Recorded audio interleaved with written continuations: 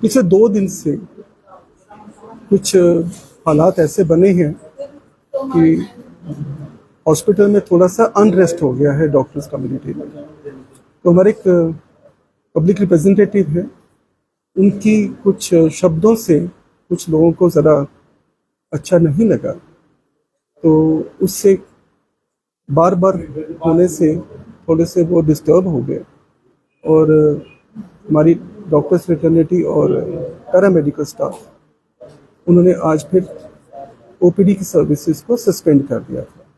सिर्फ ओपीडी की सर्विसेज, बाकी सर्जरीज, एमरजेंसी वगैरह सब कुछ डील हो रही हैं और हमारी उनसे बात चल रही है और उनकी जो ग्रीवेंसेस हैं वो हमने ले ली है उनसे और उनको एप्रोप्रिएट क्वार्टर्स तक हम पहुंचा देंगे। जो हमारी ड्यूटी बनती है एक प्रोसीजर के तहत, उनकी जो भी ग्रीवेंसेस हैं हमने भी सुनी है। पिछले 1.5 घंटे से हम लोग इकट्ठे ही बैठे हैं, तो जो जो उनकी जेन्युइन ग्रीवेंसेस लग रही हैं वो हमने उनसे ले ली हैं और जो अंडर रूल्स है हम आगे प्रोसेस करेंगे।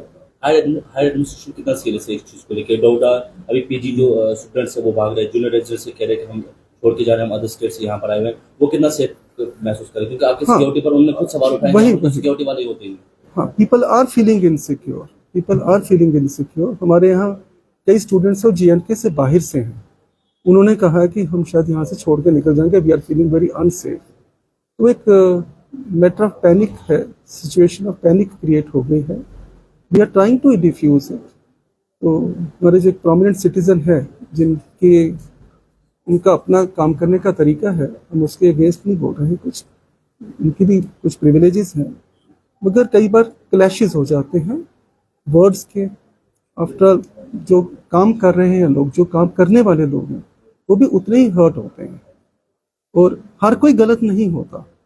अगर कोई गलत है, अगर हमें कोई उसके खिलाफ एविडेंस मिलता है तो हम लोग एक्शन भी लेंगे। तो क्योंकि इन जनरल बोला गया है कि डॉक्टर्स कम्युनिटी गलत है, मुझे नहीं लगता कि ये बड़ा ज़्यादा लॉजिकल बात है, क्योंकि जो भी कोई डॉक्टर बनता है, हमारे क्यूरिकुलम में कहीं भी पेशेंट को मारना या लूट खसूट करने का कोई प्रोविज़न नहीं है। क्यूरिकुलम में कहीं नहीं आता, ना ही सिखाया जाता है। हर कोई पूरी डेडिकेशन से with in the existing environment, depending upon the resources, काम करने की पूरी कोशिश करता है। और मैं आपको ये पूरा विश्वास दिला सकता हूँ कि हमारी सारी टीम, जितनी हमारे पास मैन पावर है, जितना हमारा काम है ना, जितना वर्कलोड है, उसके कंपैरिजन में हमारी मैन पावर बहुत कम है। मगर हमसे एक्सपेक्टेड तो वही है कि हम पूरी मैन पावर के जितना काम करें। हर स्पेशलिटी में डॉक्टर्स की कमी है, सीनियर लेवल पे भी, जूनियर लेवल पे भी। तो भी जितने हैं वो कम जरूर है, मगर किसी से कम नहीं है। नंबर में कम जरूर है, मगर काबिलियत में या डेडिकेशन में किसी से कम नहीं है। अगर उनमें से कोई किसी को इन जनरल बोल दिया जाता है कि ये चोर हैं या लोगों की जान लेते हैं, तो हर्ट तो लोग फील कर। उससे क्या होता है कि पब्लिक में हमारी जो इमेज है इंस्टीट्यूशन की, प्रोफेशन की, वो बड़ी नीचे चली जाती है। जो लोगों का पेशेंट और डॉक्टर्स में ट्रस्ट होता है ना, वो कम हो जाता है। और हमारे यहाँ सबसे बड़ी चीज ट्रस्ट ही होता है। तो काम कब तक सस्पेंड रहेगा? हमारी कोशिश है कि हमें भी रिवाइव करें। हम सारी फैकल्टी, सारे बड़े समझदार और रिस्पॉन्सिबल लोग हैं। कोई सड़क पे खड़े होकर धरना करने वाला कोई नहीं है। उन्होंने एक पीसफुल प्रोटेस्ट किया है, मुझे इन्वॉल्व किया है कि मेरे खिलाफ ही प्रोटेस्ट है बेसिकली, तो कि मैं उनके लिए हालात सुधारने की कोशिश करूं। तो क्या इसमें कोई हायर एडमिनिस्ट्रेशन की आपको कोई बातचीत हुई है, ऑनरेबल लेफ्टिनेंट गवर्नर या सीएम? नहीं, उनके साथ तो नहीं हुई, और जो उनकी ग्रीवेंसेज है वो मैं उन तक जरूर पहुंचा दूंगा।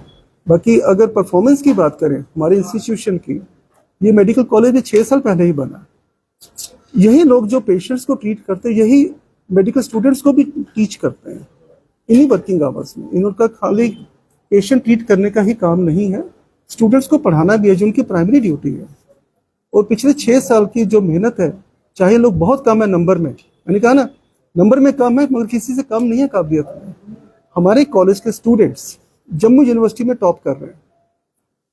जितने भी सर मेडिकल कॉलेजेस हैं जम्मू डिवीजन में, हमारे स्टूडेंट्स ही फर्स्ट आ रहे हैं उनमें। तो वो किन के कारण आ रहे हैं? इन्हीं डॉक्टर्स के कारण, जो यहाँ भी काम करते हैं और उनको पढ़ाते भी हैं। उनकी डेडिकेशन वहां से भी प्रूव होती है। तो हम हर किसी को ये नहीं कह सकते कि चोर है। बाकी रही प्राइवेट प्रैक्टिस की बात, private practice after the duty hours permitted है। और वहां पे कोई पेशेंट देखता है, उसके बाद पेशेंट की चॉइस होती है, कोई चाहे वहां जाए या नहीं, कोई इसको बुलाने नहीं चाह रहा। अगर कोई ऐसा केस है, अगर किसी को लगता है कि कोई वर्किंग आवर्स में प्राइवेट प्रैक्टिस कर रहा है या कोई जबरदस्ती यहाँ से पेशेंट को अपने क्लिनिक में ले जा रहा है, हमें एविडेंस दीजिए, हम एक्शन लेंगे। सर, ये सारी चीजें आपके सामने है कि फाइल पे जिस डॉक्टर का नाम लिखा जाता है वो हफ्ते में एक दिन उसको देखने आता है। जूनियर रेजिडेंट्स काम करते हैं, जूनियर रेजिडेंट बाकी दिन में काम करते हैं, कि जो सीनियर डॉक्टर उसका सिर्फ फाइल में नाम दिखता है, वो कभी अंदर जाता ही नहीं। और ये कल आप मेरे साथ ये चीज हुई है कि एक डॉक्टर का नाम फाइल पे लिखा गया, वो डॉक्टर अवेलेबल उन्होंने देखा तक नहीं, बाकी डॉक्टर्स के नहीं, वो हेड ऑफ यूनिट का नाम हो गया ना। देखिए क्या होता है, यूनिट होता है, खाली एक डॉक्टर नहीं होता उसमें, उनके साथ उनके कलीग्स हैं, रेजिडेंट्स हैं, सीनियर रेजिडेंट, वो टीम के हेड का नाम लिखा जाता है और उन्हीं के सुपरविजन में सब कुछ हो रहा होता है। वो सारे केस उनके साथ वो डिस्कस होते हैं, राउंड के टाइम सब देखा जाता है। वो यूनिट हेड का नाम होता है, कंसल्टेंट इंचार्ज का नाम होता है, वो फाइल पर रहेगा। पर ये नहीं एक्सपेक्ट कि वो एक एक पेशेंट के पास वही जाएगा, उसकी जो टीम है पूरी टीम देख रही होती है, रिस्पॉन्सिबल वो होता है, रिस्पॉन्सिबल वो होता है, और कोई अकाउंटेबिलिटी तो उसकी आती है। तो there should be clarity of the thought. की भी बात की कि हाँ, 70 लाख की जो है यहाँ पर 1 करोड़ की यहाँ पर कौन सी मशीन है? फिर उन्होंने लाइव में अपने जिक्र भी की। हाँ, इनफैक्ट मैंने देखा नहीं उसमें कौन सी मशीन का नाम लिया गया, क्या कहा गया उसके बारे में? इसमें उन्होंने कहा कि 70 लाख की एक मशीन है और 1 करोड़ की मशीन है और वो जी। बिल्कुल फंक्शनिंग नहीं है, कोई भी इसे यूज करने वाला नहीं है। नहीं, मुझे पता हो कौन सी मशीन के बारे में, तो पूरा आपको एक्सप्लेन कर सकता हूँ। मुझे साथ मशीन ही का में नाम, उन्होंने ये भी कहा कि 180 रुपए का जो है कप यहाँ पर जो है आप निकाल रहे हैं, पैसा निकाल रहे हैं, मिसयूज कर रहे हैं जिनसे। मेरे को यहाँ पे आए हुए 10 महीने हो चुके हैं, मेरे सामने ऐसा कोई बिल नहीं आया। तो वैसे भी हमने कौन से बिल निकालने हैं? उन्होंने प्रिंसिपल को लिखा हुआ है। हाँ, प्रिंसिपल मैं ही हूँ। नहीं, जो ऊपर है डायरेक्टरेट में लिखा हुआ, डायरेक्टर के प्रिंसिपल को लिखा हुआ। किसको? डायरेक्टरेट के डायरेक्टेड? हाँ, प्रिंसिपल सेक्रेटरी को लिखा हुआ है हाँ, हाँ, जी। कि जो 180 का कप है वो जो है लिया जा रहा है। मेरे सामने 10 महीने के मेरे टेनियर में ऐसा कोई भी बिल मेरे सामने नहीं आया जिसमें चाय के कप की 180 रुपये कहीं खर्चा हुआ और मैंने बिल पास किया हो।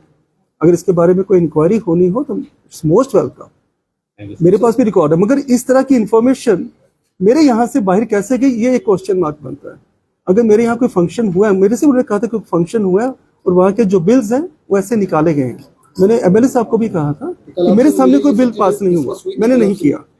और अगर ऐसा कोई बिल है मेरी फाइल में है तो पहला क्वेश्चन तो ये उठता है कि मेरी फाइल से निकल के वो बिल बाहर कैसे आया, वो भी सिविल सर्विसेज में अंडर रूल्स।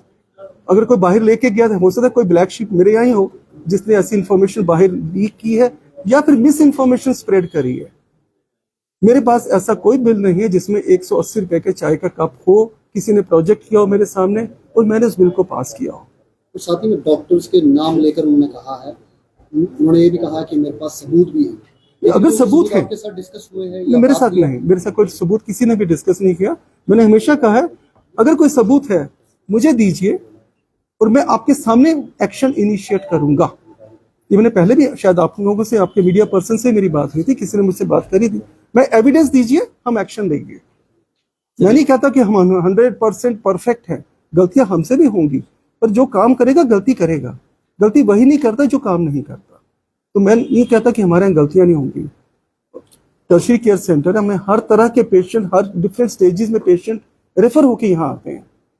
किसी की ऐसी कंडीशन होती है कि वो पहुंचते पहुंचते उसके साथ कॉम्प्लिकेशन डेवलप हो जाती है और कई सर्जरीज के बाद कुछ नॉन कॉम्प्लिकेशंस होती हैं।